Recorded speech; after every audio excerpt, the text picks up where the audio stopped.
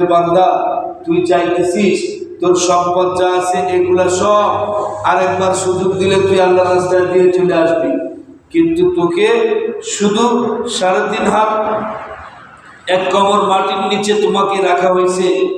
এইটুক আসতে তোমার সয় সম্পদ যা ছিল, ব্যাংকের চেক ছিল, বড় ছেলে বা আরেক ছেলে বা জামাই চেকটা তোমার সই করা ছিল, ব্যাংকে দেখছি কত টাকা আছে, সব টাকার ব্যালেন্সটা চেকের মধ্যে লিখে তোমাকে দাফন করার আগ দিয়ে ওটা তুলে দিয়েছে। তোমার স্ত্রীর যে গহনাপাতি ছিল আর সিন্ধুকের মধ্যে যা কিছু ছিল সব তোমার স্ত্রীর ভ্যানিটি ব্যাগের মধ্যে তুলে ঠিক মতো থিয়ে দিছে, ছেলে মেয়েরা যেন আসতে ট্রেন না পায়। যার যার মতো চালাকি শুরু হয়ে গেছে, বলে তোমার হাত ছাড়া হয়ে গেছে, এখন আর এটা তোমার হাতে নাই, এইটা তোমার ওয়ারিসানদের হাতে চলে গেছে। আজকে আমরা মনে করছি নিজেরা অনেক বুদ্ধিমান, কিন্তু না মেরে মন্তরা বুদ্ধিমান পরিচয় দিলে হবে না, কাজে প্রমাণ করতে হবে বুদ্ধিমান। আল্লাহর হাবিব বলেন হাসিবু ক্বাবলা তুহাসিবু ওয়া ওয়াজিনু ক্বাবলা তুওয়াজিনু, হিসাব কিতাব করে নাও, হিসাব কিতাবের দিন আসা। আমরা গর্ব করতেছি যে আমি একটা গরুর ফার্ম করছি, সেখানে মাশাআল্লাহ এত উপার্জন হবে, গত তারিখে এরকম সেল দিয়েছিলাম, এবার তার থেকে 3 গুণ বেশি আশা করতেছি। বলে এটা তো তোমার না।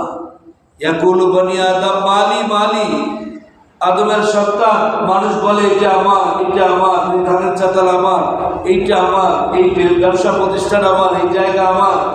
বলে না, তোমার বলতে 3টা জিনিস। কয়টা জিনিস? আমার আপনার কয়টা জিনিস বলে?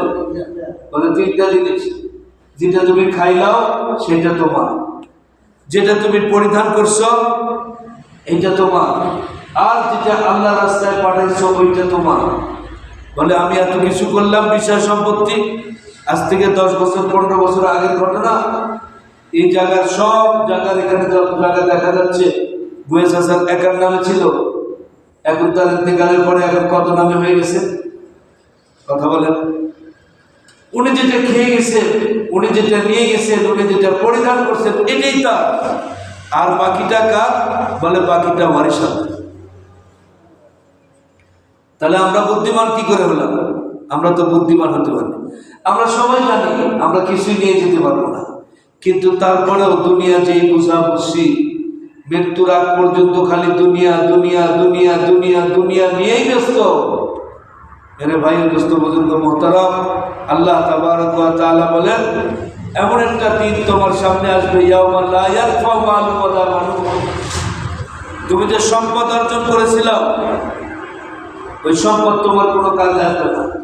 তুমি যে সন্তান উচ্চশিক্ষায় শিক্ষিত করেছিল, সন্তান বহুত কিছু দেশের বাইরে থাকে, সেখান থেকে টাকা পাঠায়, সন্তানের চাকরির বেতন পায়, আরেক দিক থেকে পায়, ব্যবসার থেকে নিয়েছে, সন্তানের সব কিছু খালি বরকতি বরকত।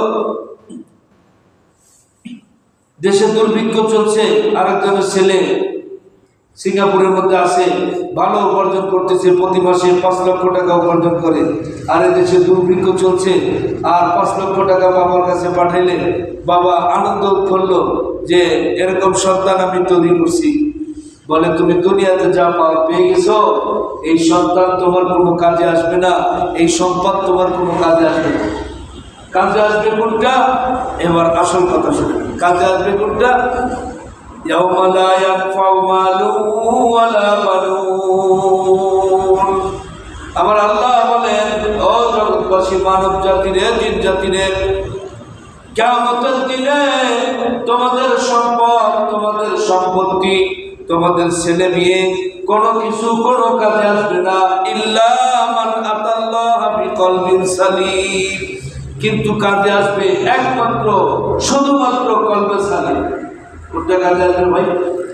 কলবে সালিম কাজে আসবে। কলবে সালিম কোন কলব? যেই কলব, যেই দিলের মধ্যে একমাত্র শুধুমাত্র আল্লাহ তাবারক ওয়া তাআলার মহব্বতে ভরপুর, ওই দিলটাই সেদিন কাজে আসবে।